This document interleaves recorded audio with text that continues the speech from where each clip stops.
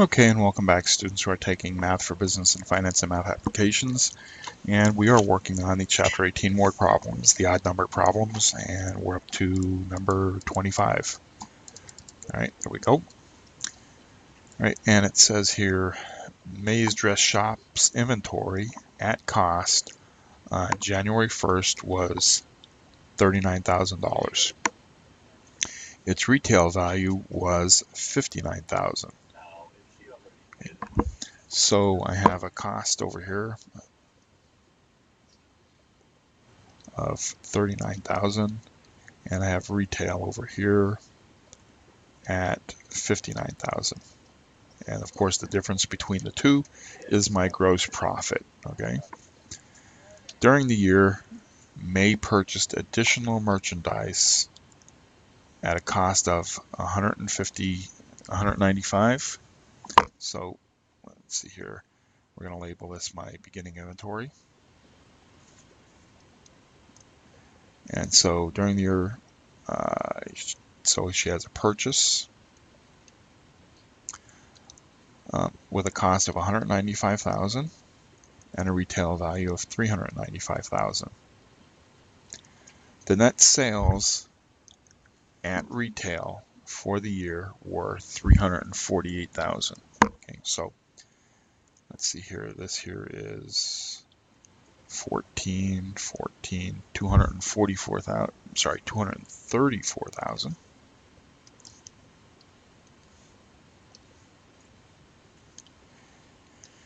And this here is 1454.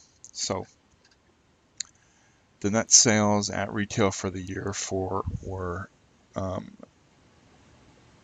348,000. So this is our cost of goods available for sale. And so our net sale, so we're taking our net sales of 348,000,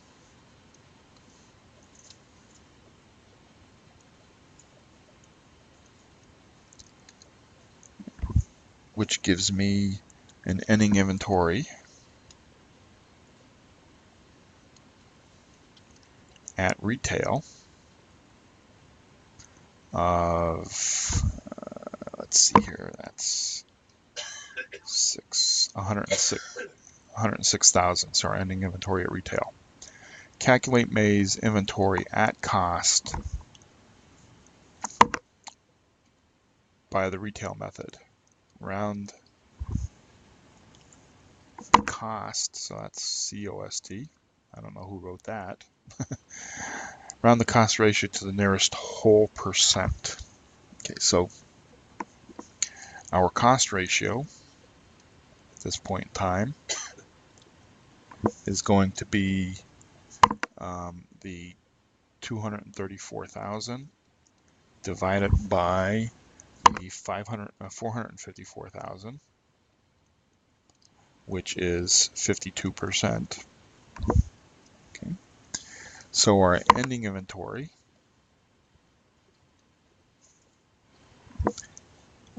at cost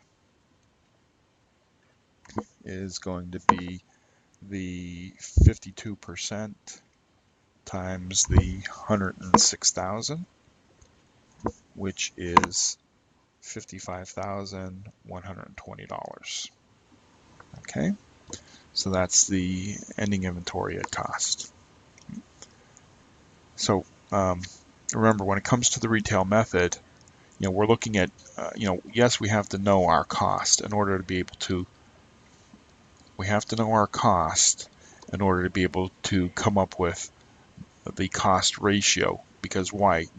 It's we're talking about the retail. Okay, key in on the idea of retail, the retail method.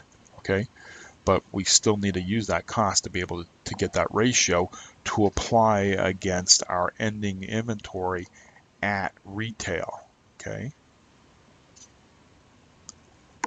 So we come up with, we have to figure out what our ending inventory is at retail, and that's, just like you've seen in the other videos, it's beginning inventory plus purchases gives us the available for sale, and then we subtract out our net sales, and that gives us our, cost at retail.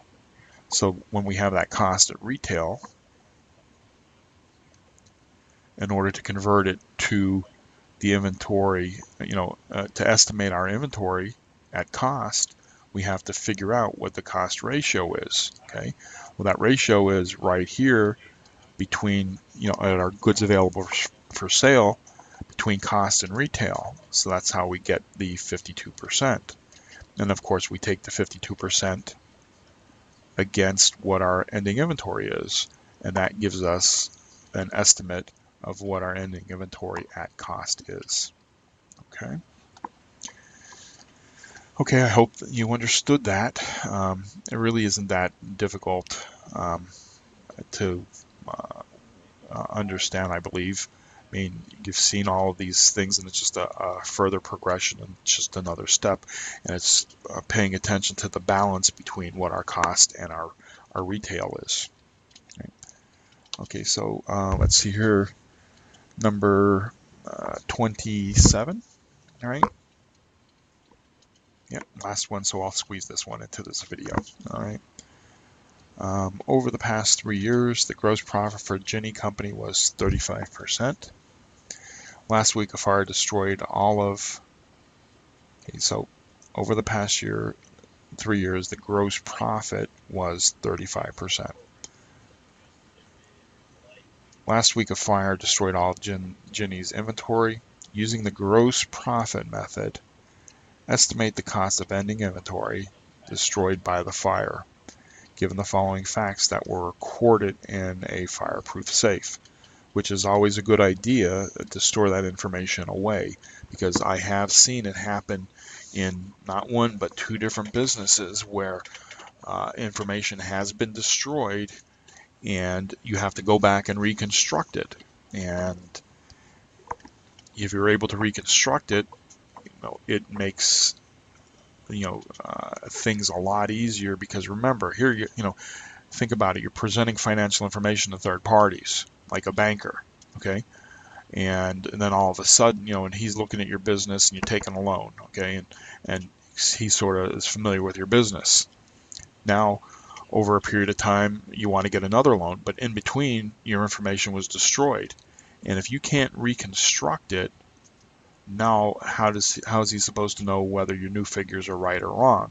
Yeah, they could be close, but now he has a doubt in his mind, and if he has a doubt in his mind, he's not going to make the loan because he isn't going to take the risk. Either that, or he's going to charge more in interest, and a lot more in interest, in order to be able to cover that risk. Okay, so it's always a good idea to store financial information away, and then this way, if something happens, you can reconstruct that information. Okay. So we have a beginning inventory of 6,000, net purchases of 64,000, and our net sales at retail. So from the last problem, you saw, we had a beginning inventory. Now remember, we're talking about the gross profit method, right? And but when we were looking at the retail method, right? What did we do? We started out with the beginning inventory plus purchases, okay, which gave us our cost of goods available for sale, right? That was from the previous one. Notice we don't have that information right here. But then we took out, we subtracted our net sales, right? Well, that was in the retail method. Notice what I'm doing. I'm associating the gross profit method to the retail method, right? And showing you the differences so that you don't have to be memorizing both of them. If you understand the concepts, you can work through this. So I have 6,000 plus my purchases of 64,000. Oops, 64,000, which means I have 70,000 for my goods available for sale. Okay. So now we're going to take, because we're looking at our gross profit method,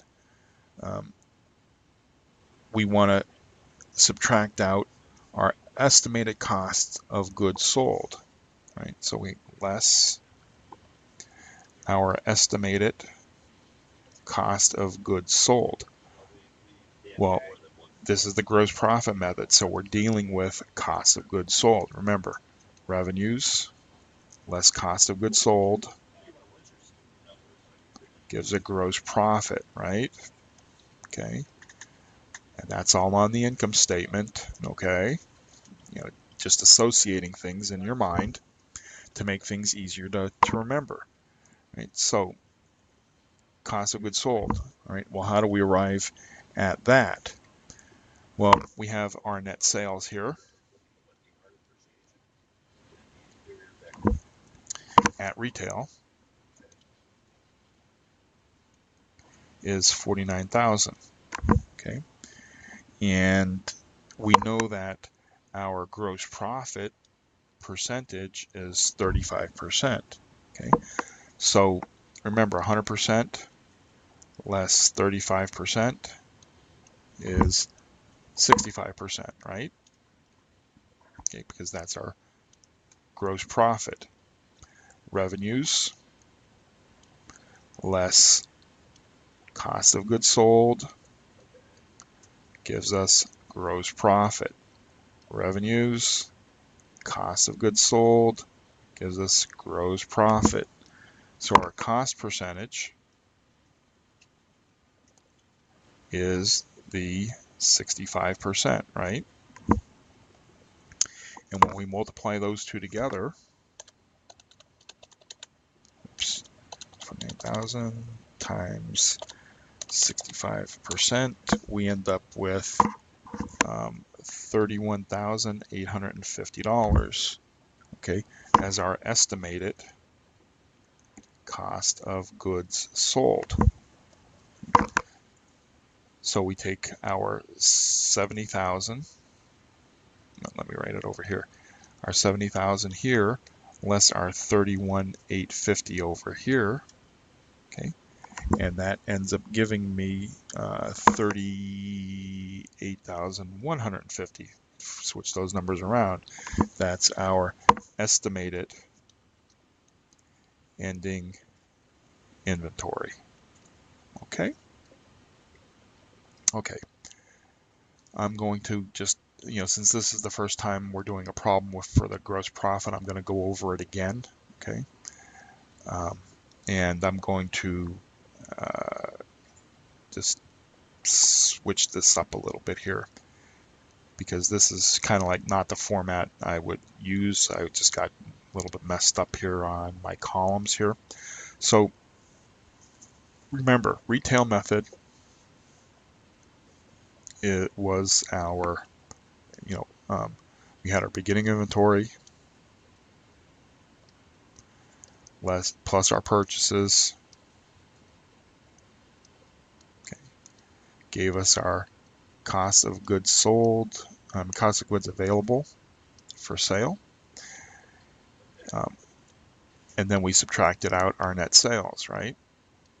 Well, here we need because we're using the gross profit method, those are the figures we're working with. So we have this data here, but we don't have this cost of goods available for sale figure here. So obviously we have to calculate that out. So I have a beginning inventory of 6,000, okay, and my purchases were 64,000. So when I add those together, I have 70,000 for my goods available for sale. Okay. Now, since we're using the gross profit method, right, we're going to work with the cost of goods sold aspect of it. And remember, revenues less cost of goods sold gives a gross profit, right? Revenues are 100%. So we take we need to figure out what our estimated cost of goods sold is, because we don't have that figure here, right? We do know what our net sales at retail are. That's this 49,000, okay? And we're told that our gross profit is 35. Well, if I have 100% for revenues less 35, I did that wrong down here. I did that wrong down here. Okay, I have 100% for my revenues less 35 for my gross profit. That makes my cost of goods sold 65. Okay, so my cost percentage is 65. Well, 65, and remember it's an estimated cost, so 65% of 49,000 gives me my estimated cost of goods sold of 31,850. And if I were doing this in a more formal manner, I would put the $31,850 here, okay, which means now I'm subtract my cost of goods available for sale, and notice that we're dealing with our costs here, our cost of goods. So I have 70,000 less the 31,850. That gives me $38,150 as my estimated cost of goods sold. Okay. Right. So I hope you understood that. Yeah, it's the first problem that we did with the gross profit method. I just jumped ahead and I looked in the summary practice test, and we're going to have another problem in that one with the gross profit method. So, focus on this one and when we do the one in the summary practice test, because that's all you're going to see of these two methods. And I'm sure that you're going to have test questions on it. So, watch this video again if you have to, and if you have any additional questions, feel free to give us a call. And I will see you all in the summary practice test problems next.